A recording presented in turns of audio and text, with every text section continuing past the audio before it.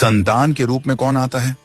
पूर्व जन्म के कर्मों से ही हमें इस जन्म में माता पिता, भाई बहन, पति पत्नी, प्रेमिका, मित्र शत्रु, सगे संबंधी इत्यादि संसार के जितने भी रिश्ते नाते हैं सब मिलते हैं, क्योंकि इन सब को हमें या तो कुछ देना होता है या इनसे कुछ लेना होता है। वैसे ही संतान के रूप में हमारा कोई पूर्व जन्म का संबंधी ही आकर जन्म लेता है, जिसे शास्त्रों में 4 प्रकार का बताया गया है।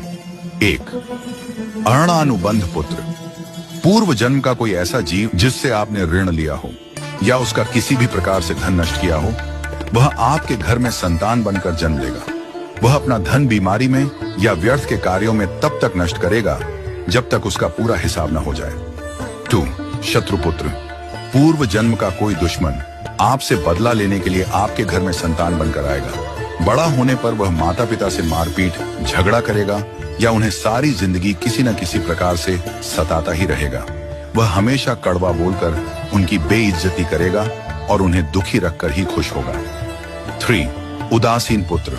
इस प्रकार की संतान न तो माता पिता की सेवा करती है, न ही कोई सुख देती है। वह उन्हें उनके हाल पर मरने के लिए छोड़ देती है। विवाह होने पर यह माता पिता से अलग हो जाते हैं और उनकी चिंता नहीं करते। 4. सेवक पुत्र।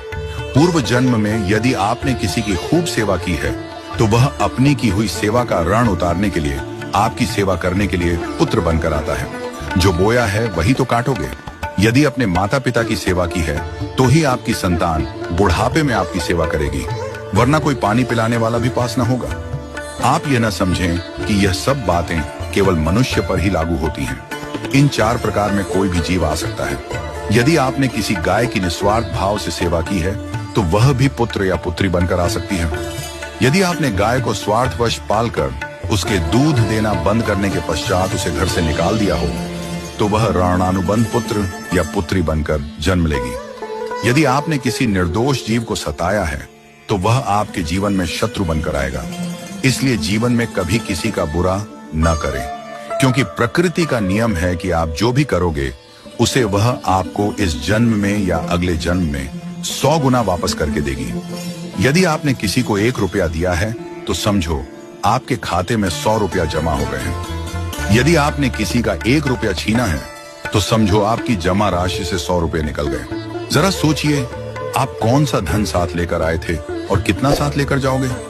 जो चले गए वे कितना सोना चांदी साथ ले गए? मरने पर जो सोना चांदी धन दौलत बैंक में पड़ा रह गया, समझो वह व्यर्थ ही कमाया। औलाद अगर अच्छी और लायक है तो उसके लिए कुछ भी छोड़कर जाने की जरूरत नहीं है, वह खुद ही